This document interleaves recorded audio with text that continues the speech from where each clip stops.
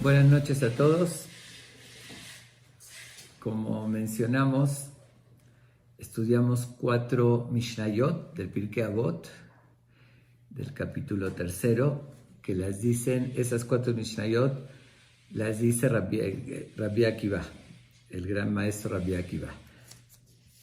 Y hablamos un poquito de la historia de Rabbi Akiva, pero como ayer dije, de que es tan amplia su historia, tantas enseñanzas, además sus diálogos, tuvo unos diálogos con Tornostrofos Arashá Seamá, un gobernador de Jerusalén, discusiones constantes, y todas ellas nos dejan de verdad una enseñanza muy importante que vale la pena analizarla.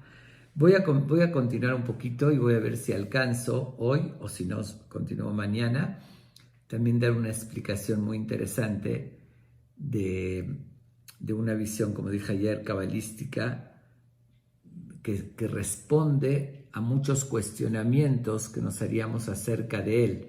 ¿Por qué tuvo esa muerte tan trágica? ¿Por qué murieron los 24,000 alumnos? Y muchas preguntas más que las voy a responder desde un punto de vista cabalístico totalmente, místico. Pero vamos a continuar un poquito con su historia. Dice el Talmud que de 6 fuentes diferentes Rabbi Akiva enriqueció. Si el primero sufrió muchísimo una pobreza extrema, porque incluso cuando fue a estudiar también trabajaba, hacía trabajos así elementales para poder subsistir o sobrevivir. Sufrió muchísimo al principio, pero después tuvo una riqueza indescriptible de Rabbi Akiva. Y Dios le mandó, ahora sí lo compensó por toda la pobreza que tuvo en esos años, de una riqueza extrema, que también hizo siempre méritos con eso. Nunca disfrutó, así decir, simplemente lujos. Destacó en la ayuda, en la preocupación por los demás. Él fue el que dice esa regla de la Torá que le dijo Rabbi Akiva, Rabbi Akiva, Ve'avtal eraja kamoja, es de que el algadol va Torá. Amarás a tu prójimo como a ti mismo, que está escrito en la Torá, que es una regla básica, elemental en toda la Torá. Klal quiere decir general, que abarca todo. Entonces él destacó y así actuó también con hechos, como ya mencioné, que cuando salía de viaje siempre se preocupaba de ayudar a enfermos, ayudar en todo lo que podía. Pero ¿cuáles fueron esas 6, cómo llamarlas, fuentes de riqueza que Dios le mandó? La primera ya la mencionamos. La primera fue de su suegro, que era multimillonario, Calvá Sabúa, donde él comenzó, donde él era un trabajador, ¿cómo se llama? Se trabajaba en los campos de él, con sus animales, era pastor, que primero el suegro desheredó a su hija cuando se casa con él, y como ya lo conté, que cuando lo vio, cuando llega con todos sus alumnos, le hacen una recepción espectacular. Fue el dirigente más importante que destacó de su generación, Rabbi Akiva. Aunque no tenía el puesto de presidente, que hablamos mucho de los presidentes, o jefe del tribunal, Bedín, sin embargo, fue reconocido como el sabio más grande que hubo en su época. Y hasta hoy en día seguimos disfrutando de sus conocimientos, porque también, como ya lo mencioné, que él ordenó las 6 series de Mishnayot, ordenó lo que son, dividió, él era muy ordenado y estaba toda la información oral revuelta, lo que era un comentario o una explicación así de derashá, de un discurso que alguien dio, que no una halajá, no una ley. Habían cosas que eran leyes, cosas que eran relatos. Él los separó, los ordenó, y eso fue lo que llevó después o facilitó el trabajo de Rabbi Yehuda Nasi, que ordenó después las Mishnayot. Pero el trabajo principal lo hicieron sus alumnos, que él les enseñó y les indicó toda esa separación. Hay muchos conceptos las fuentes talmúdicas o la Torah oral, que se llama Sifra, Sifri, Midrash Haggadah, Midrash Halajá, todo tipo de... que él fue el precursor que escribió, o más bien ordenó todo eso. Entonces nos dejó de verdad a todos un legado y una enseñanza, y en su generación no tenía que tener ningún puesto, porque cuando lo iban a poner como presidente, algunos dijeron, él no tenía un detalle nada más, que no tiene zehut avot, que es decir, mérito de sus antepasados, porque no tenía, como dijimos, una ascendencia en particular, su papá, como mencionamos, era converso, entonces por eso no lo pusieron como presidente. Pero fuera de eso, los méritos fueron propios, los de él, y aunque no fue presidente, fue más que eso. Fue la última palabra, fue el sabio más destacado en toda su época. Y también en el Talmud, porque creo que no quiero afirmarlo con seguridad porque no me consta el 100%, pero según lo que recuerdo, se menciona 1300 y fracción de veces su nombre como opinión, que creo que el que más se menciona. Es lo que no quiero decir con seguridad, porque no lo chequeé al 100%, pero creo que es el que más se menciona en el Talmud. Ok, entonces regresando a cómo obtuvo su riqueza. Entonces, repito, cuando Calvá-Sabú, a su suegro, ve a este gran sabio, que como dijimos que su renombre llegaba hasta el fin del mundo, llegar con todos sus alumnos, el honor que le hicieron, se arrepiente muchísimo de lo que desheredó a su hija, y fue a pedir con los grandes sabios que le cancelen su promesa. Entonces le preguntaron, si tú hubieses sabido que iba a ser así un gran jajam, ¿hubieses prometido eso? Le dice, no solamente que si hubiese sabido que iba a ser el gran Rabbi Akiva, no hubiese prometido eso. Si hubiese sabido que hubiese conocido cosas elementales de la Torah, un conocimiento básico, ya sería una razón suficiente para que no lo desherede. Ni hablar, si hubiese imaginado a qué iba a llegar, y el conocimiento y la grandeza, yo respeto muchísimo a los jamim, le daría todo. ¿Cómo voy a desheredar? Entonces ahí fue cuando le cancelaron, y ya lo conté, le dio la mitad de su fortuna. Eran un multimillonario y le dio la mitad de toda su fortuna. Esa fue la primera fuente de donde hizo realmente su fortuna Rabbi Akiva. La segunda, cuentan que antes en los barcos tenían, así como buena suerte, iban adelante la figura como de un ciervo de madera, pero hueca, y ahí adentro ponían sus tesoros, monedas de plata y demás. Entonces, una vez, él justamente se topa, le llega a él, se había deshecho un barco que se hundió, y él le llega esa figura que estaba lleno de un tesoro de dinero, que eso todavía le agregó más a su fortuna. Esa fue la segunda. Y se la encuentra, de alguna manera flotó y le llega hacia él, y entonces otra fuente de fortuna. Otra historia que cuenta el Talmud, que es la tercera, porque menciona 6. Dice, una vez iban unos marineros, iban a salir de viaje, iban con un barco, iban a un destino. Entonces él le da 4 monedas, así justo se los encontró, les da 4 monedas y les dice, ¿dónde van a ir? Cómprenme algo, lo que encuentren, quiero que me traigan un recuerdo, algo de ese lugar. ¿Ok? No les dijo qué, ustedes busquen, lo que encuentren, traigan, lo importante es que algo me tienen que traer. Llegan los marineros a ese lugar y empiezan a buscar algo para comprar a Rabbi Akiva y no encuentran.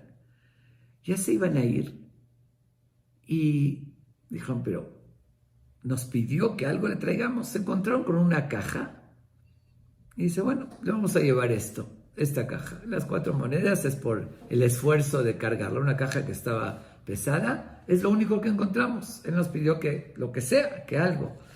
Cuando le llevan la caja, una caja también así perdida, tirada por ahí, se la dan a Rabbi Akiva, esto es lo que encontramos para ti. Y cuando él llega a su casa y la abre, también se encuentra que estaba lleno de monedas de oro. Y será algo, cosas inconcebibles, ¿no? Porque tuvo, ahora sí, así como las tragedias que vivió, también esa suerte que Dios le mandaba porque hacía muchos méritos con su dinero. Entonces otra se enriqueció todavía más después de lo de su suegro, después de lo que mencionamos de esa figura de siervo, también esa caja que le traen los marineros, otra fuente, otro medio para su riqueza. La cuarta fuente, una vez tenía que ir con uno de los dirigentes romanos, tenía que ir a pedir que cancele un decreto muy fuerte que sacaron contra el pueblo de Israel. Cada vez los romanos sacaban otro decreto como el mismo que le afectó a él, ¿no? Que al final lo mataron porque habían sacado el decreto de no hacer Brit Milá, no estudiar Torah, y él estudió Torah. Pero así, cada ratito, otro decreto fuerte, y era Rabbi Akiva, que era tan sabio, como mencioné, hablaba 70 idiomas, sabía cómo responder a todas las preguntas y las acusaciones. Entonces siempre lo mandaban a él que vaya a abogar por el pueblo de Israel, a buscar convencer. Pero iba con un dirigente que él sabía que la única manera que lo podía convencer es con un soborno. Obviamente que no estamos hablando de un soborno para hacer un juicio mal, al contrario, ahí era una acusación, un decreto injustificado sobre el pueblo y era para quitarlo, era para hacer algo bueno. Pero era tanto el dinero que sabía que le tenía que dar, que en ese momento no tenía con lo suyo, no tenía lo suficiente. Entonces había una señora muy conocida, muy, muy rica, parece que había quedado viuda, que había también heredado una fortuna, una señora del pueblo de Israel. Entonces dice, es algo muy importante para todos, va con ella y le pide que le preste dinero, porque él tenía, en ese momento no tenía esa cantidad. Dijo, yo más tarde lo voy a reunir de mis riquezas y te lo voy a regresar, una cantidad muy importante de dinero para ir con ese dirigente romano y sobornarlo para que quite un decreto muy negativo sobre el pueblo de Israel. Entonces le dice la señora, ok, me estás pidiendo una cantidad astronómica, mucho dinero, tienes que traerme un aval, ¿cómo sé que me lo vas a poder pagar? Le dice Rabbi Akiva, Dios, el creador de los cielos, el creador del mar, el creador de la tierra, él que sea mi aval. Cuando ella oye eso, le dice, porque realmente no tenía un aval que podía responder por esa cantidad tan elevada de dinero. Entonces le dice, Dios es el único, es mi aval. Cuando ella oye eso, le dice, ok, vamos a hacer una cosa. Ella justamente vivía cerca del mar, vivía más bien cerca de una playa, en la orilla del mar. Entonces dijo, que sean los avales, voy a poner a Dios y al mar como avales. Que sean ellos dos los avales, que tú me vas a regresar y me vas a pagar la deuda. Acepto, le dijo Rabbi Akiva, los ponemos a Dios y al mar como testigos y avales para que te paguen la deuda. Va Rabbi Akiva, va con ese dirigente y efectivamente lo soborna, le da esa cantidad altísima de dinero y lo convence a quitar ese decreto. Regresa Rabbi Akiva y pasa un tiempo, estaba tratando de reunir ese dinero para regresárselo a esa señora, pero justo se enferma, una enfermedad prolongada, y ella ve que no está llegando. Entonces se dirige a Dios, le dice, no me pagó el deudor, entonces va a tener que ser el fiador. Le dice a Dios, tú saliste de aval y tú me lo tienes que pagar. Dice, lo que sucedió ahí, que Dios le puso así como una locura le agarró como que perdió la conciencia la hija del César, y agarró un cofre, y ella tenía acceso a los tesoros de su papá, llenó ese cofre de los tesoros y lo aventó al mar. Así, le dio como una locura. Bueno, Dios lo provocó y lo avienta al mar. Y justamente, ¿a dónde llega ese cofre? A la orilla del mar donde vivía esta señora. Ve algo raro, grandísimo, un cofre, va hacia él, lo abre y ve de los tesoros del rey. Total, se vuelve loca y dijo, bueno, Dios sí me lo pagó. Pasa un tiempo, Rabbi Akiva se cura y reúne el dinero y va con la señora a pagarle la deuda. Rabbi Akiva obviamente era muy cumplido y muy serio, no le iba a robar. Total, cuando llega con él le dice, perdón, pero llegaste tarde. Ya el aval ya se encargó de pagar la deuda. Dice, pero no solamente eso. Yo te presté, por decir, te presté 1 millón X, ¿no? 10 millones, pero el aval me lo pagó con creces. El aval me pagó mucho más que eso. Entonces, como salió tu aval y me mandó eso para pagarme la deuda, aquí tengo el cambio. Se cobró lo que era la deuda y le dio todo lo demás a Rabbi Akiva de los tesoros, que era muchísimo más. Entonces, no solamente que no tuvo que pagar, sino recibió muchísimo dinero. Y obviamente que Rabbi Akiva lo recibía con gusto, porque él no era ambicioso de riqueza, lo que menos le importaba, pero sí le daba mucha importancia al dinero, porque justamente como decretos como esos que tuvo que quitar y ayudar al pueblo de Israel y ayudar a gente necesitada, a familias pobres, entonces con el dinero hacía todo eso. Entonces esa fue la quinta fuente por la cual enriqueció Rabbi Akiva. Cosas increíbles, pero efectivamente Dios lo compensó, y más con que era un muy buen administrador del dinero, porque lo que recibía lo usaba para bien. Ok, la sexta, esta la voy a dejar la quinta, creo que me equivoqué, esta última de la señora que recibió fue la cuarta fuente. La quinta fuente, repito, fue la primera de su suegro, las riquezas que le dio; la segunda, la figura de siervo de un barco; la tercera, cuando le dio las monedas a los marineros y le trajeron; la cuarta, de esta mujer rica que recibió ese tesoro y le dio el vuelto, el cambio, porque fue muy alto. La quinta fuente, que eso es lo que voy a explicar, a ver si alcanzamos de esa visión de la Kabbalah, voy a contar toda la historia, pero menciono nada más y después voy a explicar cómo sucedió eso. Fue de la esposa de Tornostrofos Rasha, el peor enemigo de Rabbi Akiva, y el que mandó los decretos más crueles sobre el pueblo de Israel. El mismo Tornostrofos fue el que después lo condenó a la muerte trágica, peinándole su cuerpo con peines de acero a rojo vivo.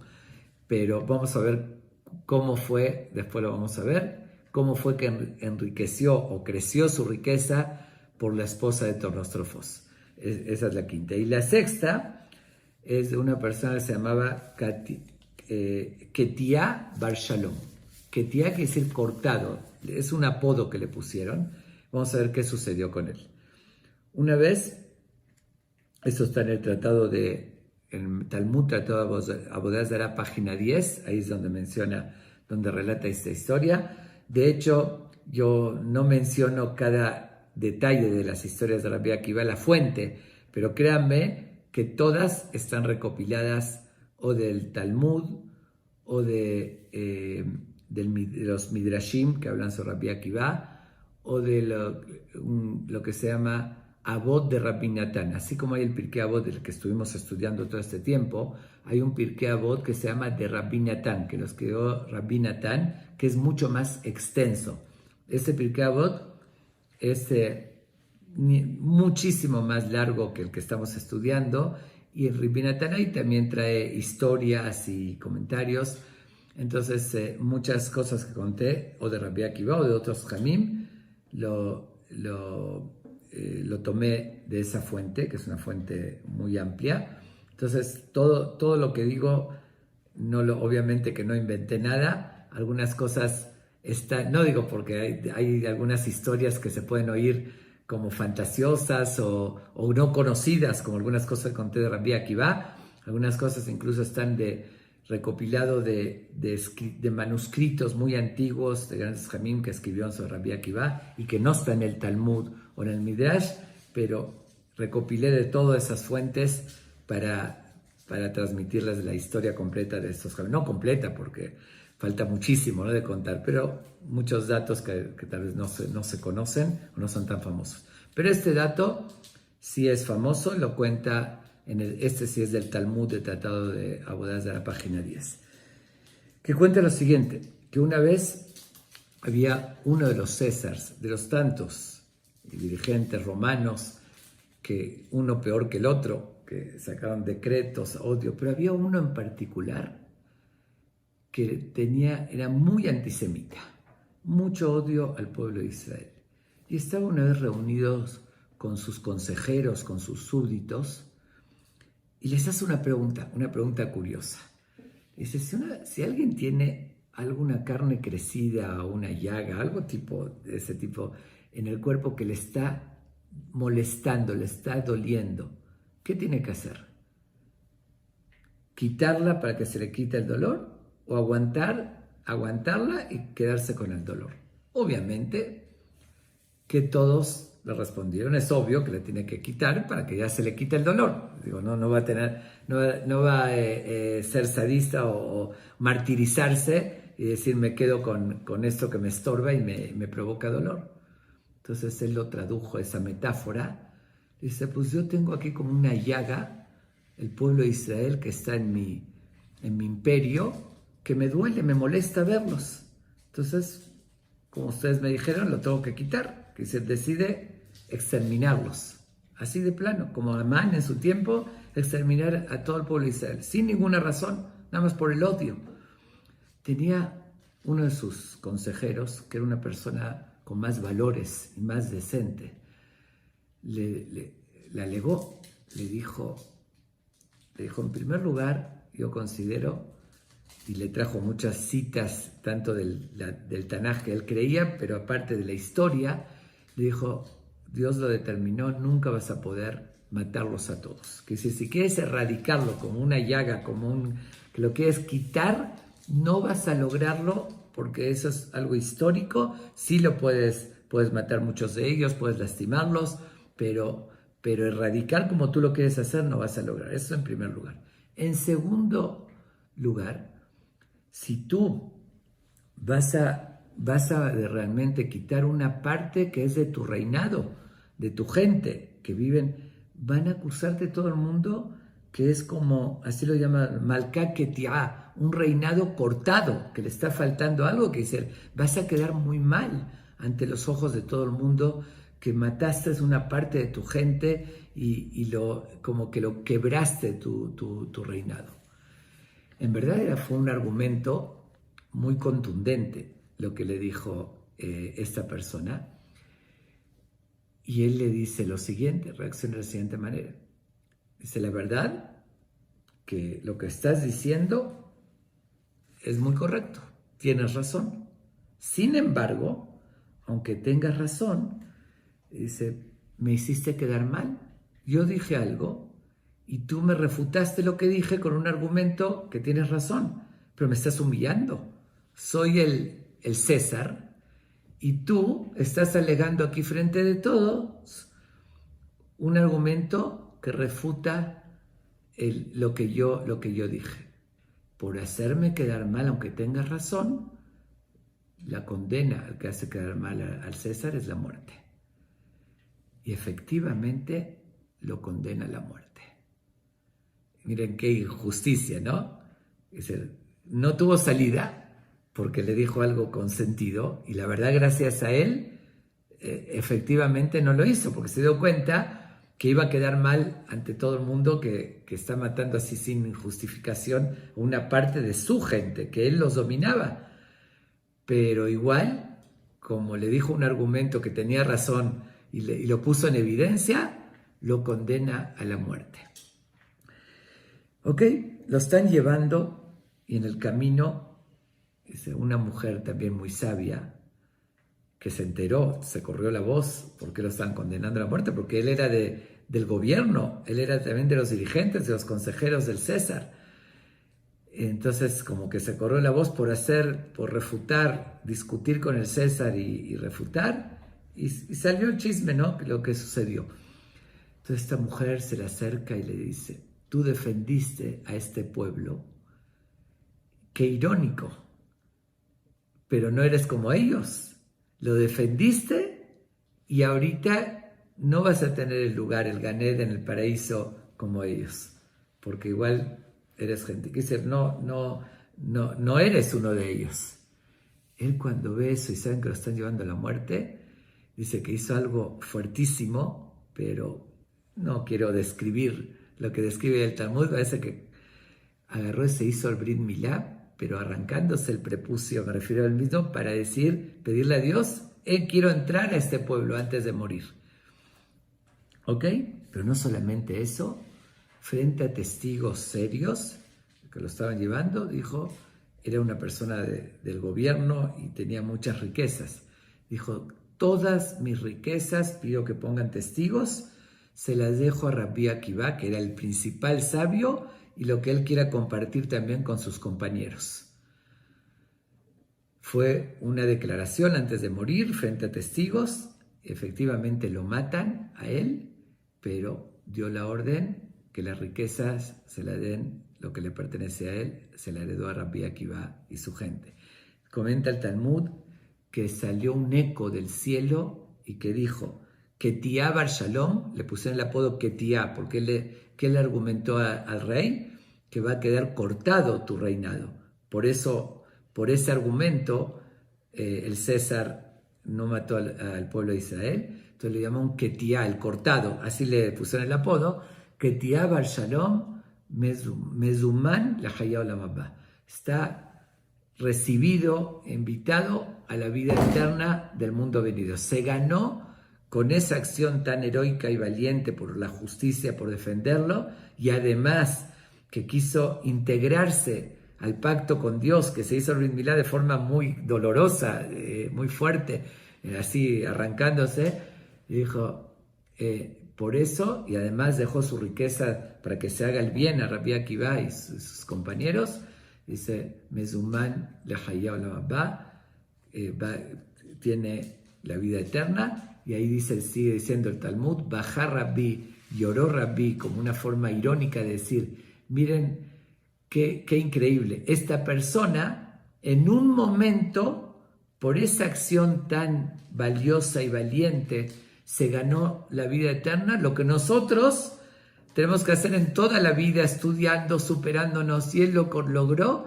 en un instante, en un solo instante, que declaró eso a Dios y por eso salió el eco celestial que se ganó la vida de la eternidad.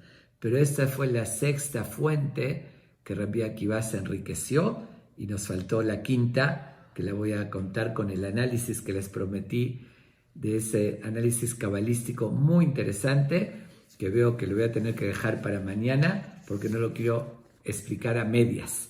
Es algo de verdad, normalmente yo no me gusta mucho entrar en ese terreno de esos conceptos, como les dije, cabalísticos, pero en esta ocasión, que es algo tan interesante y va a complementar la historia de Rabbi Akiva, de verdad yo creo que es fascinante, desde su papá hasta su nacimiento y hasta la muerte, que vamos a verla posteriormente, que por cierto, él vivió 120 años, igual que Moshe Rabbenu, y muy similar al concepto de Moshe, porque 40 años fue ignorante. Lo mismo, Moshe 40 años estuvo en la casa de Paró. Después 40 años estuvo estudiando y superándose, y 40 años fue el líder y transmitió toda su sabiduría al pueblo de Israel y los lideró.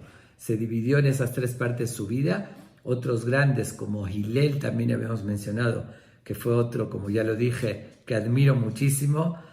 Tal vez son los de los más grandes que de verdad tengo pasión por ellos, por eso cuando cuento su historia quiero continuar y todo, porque son, como los dije la vez pasada, un libro abierto.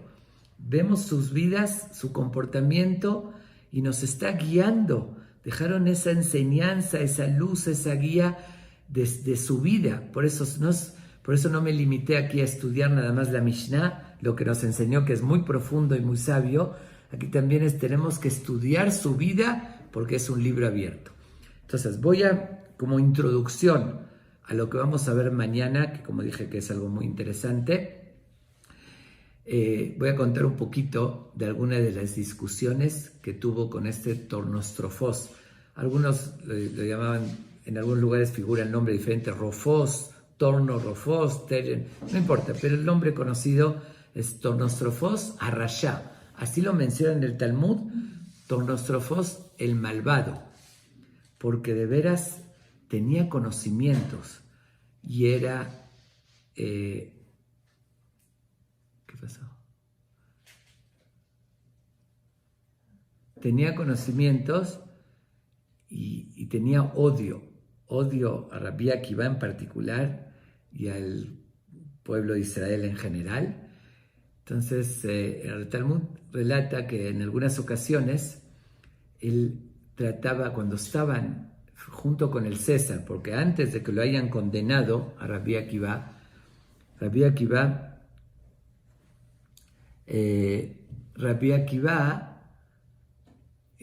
iba con el César, con el rey, y él lo aconsejaba. El César mismo le pedía consejos por su sabiduría. Veo que me comentaron que están mis nietos, Abraham y Moshe, oyendo, es por primera vez. Pues les mando un saludo a Abraham y Moshe Tobal, que me están oyendo, no sabía, es la primera vez. Bueno, ese es un paréntesis que hago. Ok, entonces, le comentaba que Rabbi Akiva iba muchas veces con el mismo César. El César disfrutaba de hablar con él, de oír su sabiduría, le hacía preguntas de ciencias, de conocimientos, y siempre Rabbi Akiva le respondía correctamente.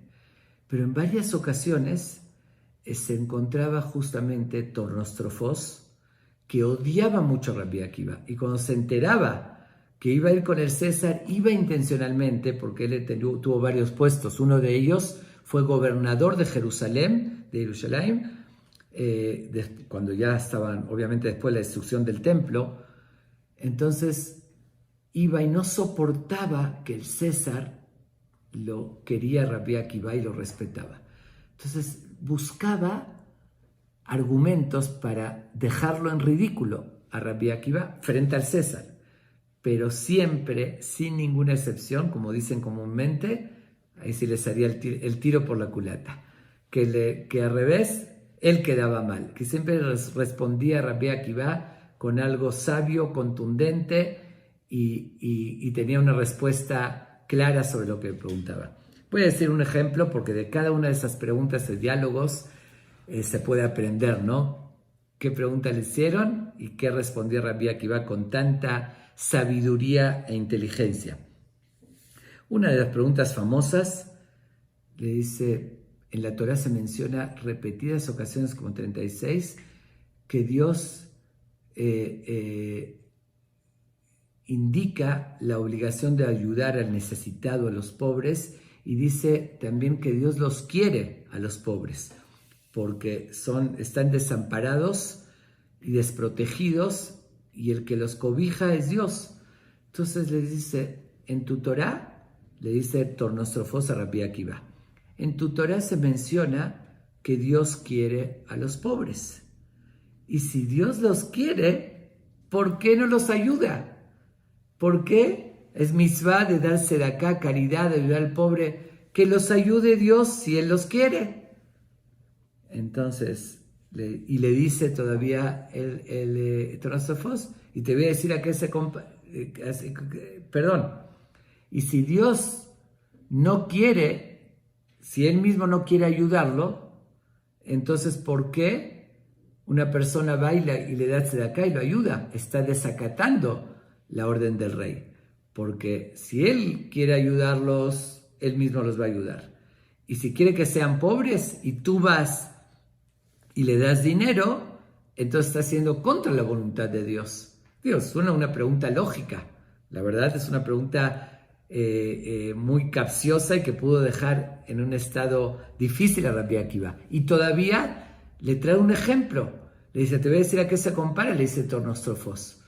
Le dice, una persona que tiene un esclavo, un rey que tiene un esclavo, perdón, que el esclavo se rebela contra el rey, desacata las órdenes del rey. ¿Qué hace el rey? Lo castiga.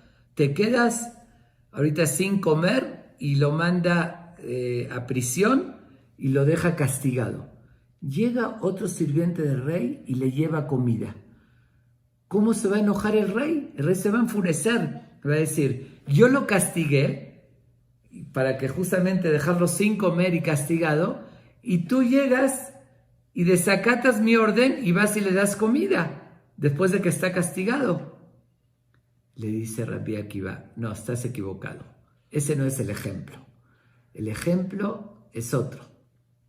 Un rey que tiene un hijo, que obviamente lo ama, pero una vez el hijo desacata también la orden del rey o desobedece al papá, y el rey se enoja y lo castiga y lo manda también hacia el calabozo o un lugar y lo deja sin comer. Pero el rey lo tuvo que hacer porque no le quedaba otra, que se tenía que darle una lección. Pero por otra parte, el rey está sufriendo que su hijo esté sufriendo. Llega una persona a escondidas y le da de comer. Cuando el rey se entere, no lo va a castigar a esa persona, lo va a premiar, porque él va a alegar, no pude soportar que un príncipe, hijo de rey, esté sin comer y esté sufriendo. Y el rey, como lo quiere, dice, qué bueno que no salió de mí, que vino alguien más y le dio de comer, entonces se va a alegrar el rey que esa persona ayudó a su hijo. Fue lo que respondió Rabbi Akiva. Le dice, y a tu pregunta, dice, primero que el rey mismo nos pide que nosotros ayudemos al pobre. Dice, por alguna razón tiene que ser esa persona pobre, y justamente es la oportunidad para que los ricos, los que tengan la posibilidad, hagan ese gran mérito de ayudar al necesitado. Y lo mencioné una vez, que por eso está escrito que más de lo que el pobre hace con el rico, más de lo que el rico hace con el pobre de ayudarlo, el pobre hace con el rico de darle la oportunidad de que a través del pobre uno pueda cumplir esa mitzvah, ese mérito de superarse y de ayudar realmente al necesitado. Entonces le dijo, sí, no es contradicción, al contrario, Dios quiso que así sea y nos está dando la oportunidad. La cosa es que le respondió y lo dejó ya sin pregunta. En otra ocasión, él le pregunta, le dice, oye, ¿qué tiene de particular Shabbat? Mayom Yomaim. ¿Qué diferencia es ese día a los demás? Dice, ¿por qué tanta importancia ustedes le dan al día de Shabbat? Entonces le contesta Rabbi Akiva, le dice, ¿y qué diferencia tienes tú a todas las demás personas? Le dice, ¿qué hay de diferente en ti que el resto de las personas? Entonces le dice, pues, ¿qué pregunta? ¿Qué pregunta? ¿Qué diferencia hay en mí que el resto de las personas? El rey me escogió para ser gobernador, para tener este puesto. Entonces, esa es la diferencia, que a mí me escogió y no a otros. Entonces le dijo, ¿qué me estás preguntando? ¿Qué diferencia es Shabbat al resto de los días? Dice, también Shabbat, el rey, Dios, el creador, lo escogió como un día especial, un día sagrado, que hay que cesar los trabajos en él y hay que santificarlo. Así como te escogió Dios a ti, y haciéndote diferente a los demás, poniéndote en tu puesto, también Dios escogió el Shabbat y lo hizo como un día diferente. ¿Qué me estás preguntando? Pues vio que sí tenía razón. Le dice, no, pero entonces mi pregunta es otra. Como que no quiso quedarse así en jaque mate, que le respondió tan contundente. Le dice, ¿y cómo sabemos que Shabbat en verdad es el séptimo día? ¿Cómo sabemos a través de la historia que no se haya confundido y se haya confundido el día de Shabbat? Pasaron tantos años de la creación, puede ser en que en algún momento se contó mal y Shabbat no es Shabbat. Y realmente fue una pregunta fuerte. Y era muy inteligente, obviamente. Le hacía preguntas para dejarlo en jaque, como dicen, para que de verdad dejarlo sin respuestas, y quería demostrarle al César que Rabbi Akiva no es tan sabio como él argumentaba, el César, y como lo respetaba. Pero le dice Rabbi Akiva, le dice, tengo una prueba clara. Dice, había un río en esa época, se llamaba Nahar Sambatión, el río Sambatión. Dice que nadie lo podía cruzar. Parece, oye, también algo así increíble, milagroso, pero era un río que durante la semana aventaba como piedras, así, nadie lo podía cruzar, pero en Shabbat se calmaba ese río. Le dice, ve a ver ese río y vas a darte cuenta, la prueba que Shabbat en verdad es el día Shabbat. Le dice, no lo tengo a mi alcance y yo no lo vi, no me es suficiente. Le dice, incluso Baaleob, le dice unos espiritistas que traen a espíritus que hacen ciertas brujerías y en Shabbat no lo pueden hacer. Prueba, vas a ver que en la semana prueba, lo pueden hacer y en Shabbat no. Igual no se conformó con esas respuestas. Le dice, en el cielo, dice, la gente malvada que está pasando su proceso de purificación, es lo que se llama infierno, no entendemos qué es exactamente ese proceso, le dice, el día sábado no descansan también, que es el mismo día de aquí. Le dice, bueno, eso no lo puedo ver, hasta que le dijo, dice, no te quería dar esta prueba, pero si tú insistes tanto y dices que no te lo puedo demostrar, ve a la tumba de tu papá. Bueno, ahí sigue relatando el Talmud y vas a comprobar que él toda la semana está de una forma, porque sí, fue un malvado tu papá y no te quería decir esto para que no te enojes y digas que estoy faltando respeto, y vas a ver que en Shabbat descansa y no le sucede lo mismo que sucede el resto de la semana. Fue a comprobarlo y vio que es verdad, pero igual se enoja con Rabbi Akiva. Dice, me estás ofendiendo, ofendiste a mi papá. Le dijo, pero tú me dijiste, tú me presionaste a que te tenga que decir eso. Bueno, eso es otra de las anécdotas. Otra de las discusiones también, que de cada una de ellas aprendemos, porque realmente se puede comprobar también que Shabbat es el séptimo día. Entonces una vez le pregunta, también frente al rey, le dice, oye, ¿qué es mejor? ¿Las acciones de Dios o las del hombre? ¿La creación de Dios o del hombre? Rabbi Akiva captó por dónde iba, a qué quería llegar. Y captando a qué quería llegar, se le adelantó y le dice, las del hombre. Lo sacó de onda, como dicen. Oye, ¿qué te pasa? ¿Por qué dices así? Le dice, te voy a enseñar. ¿Qué hace Rabbi Akiva? Le trae un pan y un trigo. El trigo sin moler, sin hacer la harina. Le dice, a ver, ¿qué es mejor? El trigo es la creación de Dios, que es lo que crece del campo, eso es de Dios. Y el pan es lo que hace el ser humano. ¿Qué es más sabroso? ¿Alguien puede comer un trigo así crudo como crece? No, nadie lo puede comer. El pan es algo sabroso que nutre. Dice, Dios nos dio el trigo y nosotros hicimos el pan, entonces es mejor la creación del hombre. Bueno, obviamente tenemos que entender que Dios creó el mundo y nos dijo Asher bara Elohim la'asot, creó para que nosotros sigamos evolucionando, ¿no? Nos dio la materia prima para que lo hagamos. Pero Rabbi Akiva sabía a dónde iba su pregunta. Entonces, como ya no cayó en la trampa, le pregunta directamente. Le dice, si Dios quería que la persona se haga el Brit Milá, que quitar una piel, el prepucio, ¿por qué no lo creó directamente así, sin Brit Milá? Dice, él quería que le conteste que es mejor la creación de Dios. Entonces le iba a preguntar, le iba a decir si es mejor la creación de Dios. Dios lo creó con el Brit Milá completo y el hombre viene, lo altera y lo corta. Entonces el hombre está echando a perder. Pero como Rabbi Akiva se le adelantó y no lo dejó que caiga en la trampa, entonces le tuvo que preguntar directamente. Le dice, si Dios, ¿para qué se hace el Brit Milá? Si Dios quiere que se lo quite, que directamente que lo haya creado sin prepucio. Sin el Brit Milá. Le dice Rabbi Akiva, no, justamente, Dios lo creó así y nuestra misión es hacer el Brit Milá demostrando que Dios nos creó para superarnos. Dice, no se nos dio las mitzvot, los preceptos, sino letzaref metabedot, para pulir nuestra calidad humana. Y una forma es, justamente, si nos hubiese quedado sin el Brit Milá, no tenemos que nosotros superarnos y hacer ese pacto y demostrar que estamos dispuestos a controlar nuestros impulsos.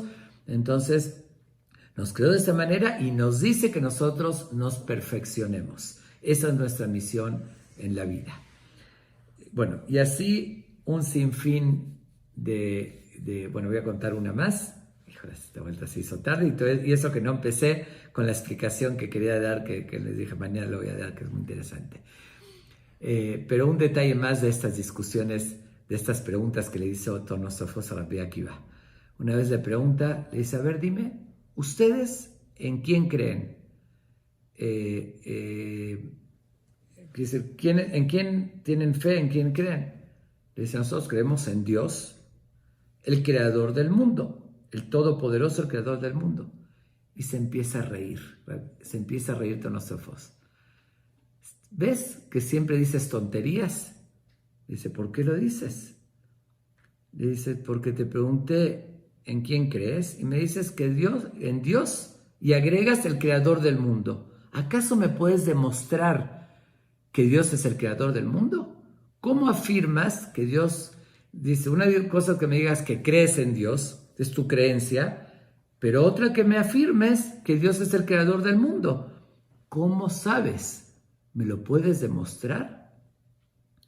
Se queda un momento callado Rabbi Akiva, desvía un poquito la conversación e inmediatamente le dice, le chulea, por decir así, con términos comunes, le chulea su vestimenta.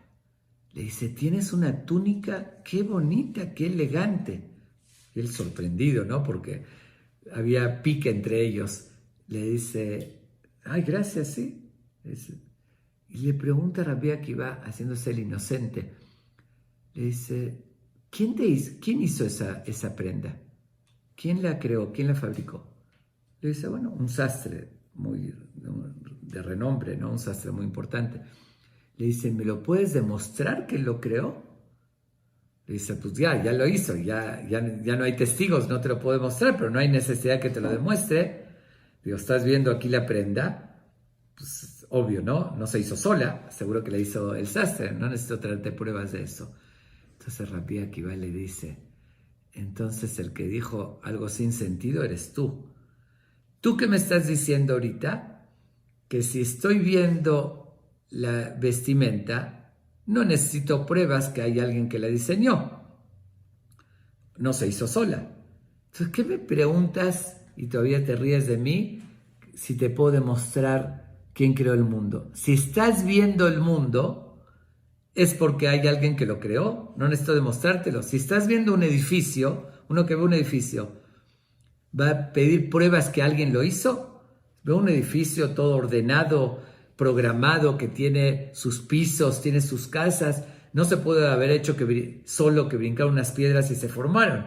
Obviamente que alguien lo diseñó. Si uno ve, le dice lo mismo una vestimenta, no se puede haber, la otra opción sería que llegue a pensar que hay unos árboles en un campo y hay un algodón crecido que creció en el campo y vino un viento y hizo que se vuele el algodón, se enredó en las ramas y después vino una lluvia, un granizo y cortó lo que se enredó y queda hecho una túnica, un traje a medida.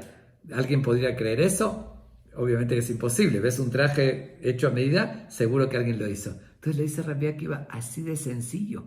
Estás viendo un mundo tan impresionante, tan perfecto, el ser humano, así como algo menos sofisticado que eso. Como dijo, un edificio, una prenda, dices que no se hizo sola, con más razón no se puede haber hecho solo el mundo. Entonces, ¿qué me estás preguntando? Y todavía te ríes de mí. También lo dejó así sin respuesta. Y por todas esas discusiones, que son muchas más, ya no voy a contar más porque son muchísimas, le fue acumulando más odio y mañana continuamos justamente de este punto que nos quedamos en base a ese odio, cómo se quiso vengar de él.